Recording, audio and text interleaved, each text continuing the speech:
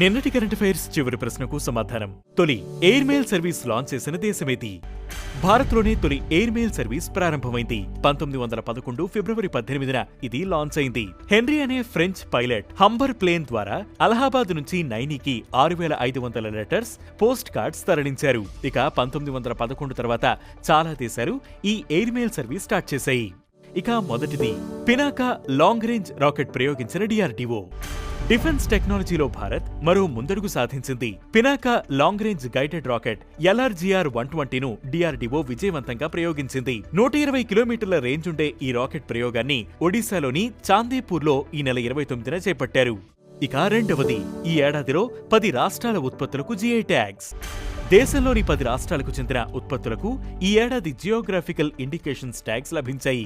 ఆంధ్రప్రదేశ్లోని Ponduru ఖాదీకి GI tag గుర్తింపు లభించింది.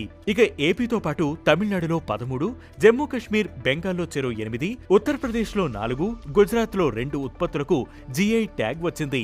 ఇక మేఘాలయ, సిక్కిం, అరుణాచల్ ప్రదేశ్, కేరళ రాష్ట్రాల్లోని చెరో ఉత్పత్తికి జీఐ ట్యాగ్ నమోదైంది.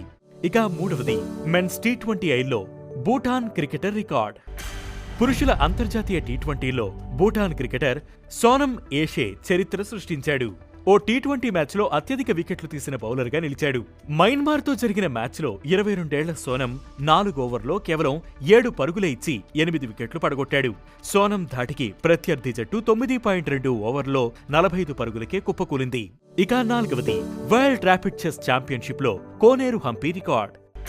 ప్రపంచ ర్యాపిడ్ చెస్ ఛాంపియన్షిప్ మహిళల విభాగంలో డిఫెండింగ్ ఛాంపియన్గా బరిలోకి దిగిన భారత స్టార్ ఆంధ్రప్రదేశ్ గ్రాండ్ మాస్టర్ కోనేరు హంపి కాంస్య పథకాన్ని సొంతం చేసుకున్నారు.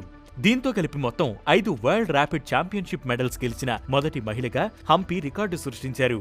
ఇక ఓపెన్ కేటగిరీలో అర్జున్ ఎరిగైసి 9.5 పాయింట్లతో కాంస్యం గెలుచుకున్నారు. ఇక ఐదవది, 3 కొత్త జిల్లాలకు ఏపీ ప్రభుత్వం ఆమోదం. ఆంధ్రప్రదేశ్లో 3 కొత్త జిల్లాలు ఏర్పాటు చేసేందుకు రాష్ట్ర కేబినెట్ ఆమోదం తెలిపింది. మదనపల్లె, మార్కాపురం, పోలవరం అనే 3 జిల్లాలు ఏర్పడనున్నాయి. దీంతో మొత్తంగా ఏపీలోని జిల్లాల సంఖ్య 28కి చేరింది. ఇక 17 జిల్లాలకు సంబంధించి రాష్ట్ర ప్రభుత్వం స్వల్ప మార్పులు చేసింది. గూడూరు, కోట, చిలకూరు మండలాలను నెల్లూరులోకి కలపడం మొదలైనవి ఈ జాబితాలో ఉన్నాయి. ఇక ఈ రోజు కరెంట్ అఫైర్స్ క్వశ్చన్: ఇటీవల టైగర్ స్టేట్ గా ఏ రాష్ట్రానికి గుర్తింపు లభించింది? ఈ ప్రశ్నకు సమాధానం మీరే కామెంట్ చేయండి.